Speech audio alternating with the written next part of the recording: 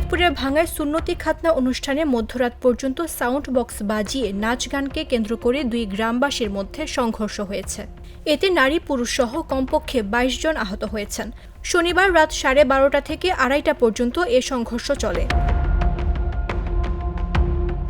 Police ও স্থানীয় সূত্রে জানা গেছে, উপজেলার গোপীনাথপুর গ্রামের ইমরান মুন্সি কারারক্ষী হিসেবে গাজীপুরের কাশিমপুর কারাগারে চাকরি করেন।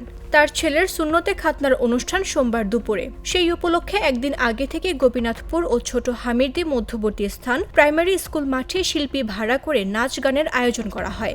এ সময় ছোট হামিরদি গ্রামের কয়েকজন ছেলের সঙ্গে এ নিয়ে কথা কাটাকাটি ও হাতাহাতি হয়। এর জের ধরে দুই গ্রামবাসী মাইকে ঘোষণা দিয়ে টর্চ জ্বালিয়ে দেশীয় অস্ত্র নিয়ে সংঘর্ষে জড়িয়ে পড়ে। প্রথমে গোপীনাথপুর গ্রামবাসী ছোট হামিরদি গ্রামের দুলাল শেখের বাড়ি ভাঙচুর ও লুটতরাজ করলে সংঘর্ষ শুরু হয়।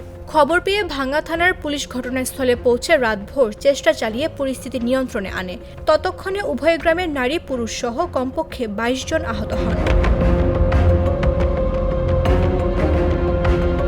হামিরদি ইউনিয়নের সাবেক ইউপি চেয়ারম্যান দেলোয়ার হোসেন মাতুব্বর জানান, সুন্নতি খতনা অনুষ্ঠানে সাউন্ড বক্স বাজিয়ে নাচ গানকে কেন্দ্র করে গ্রামবাসীর মধ্যে সংঘর্ষ হয়।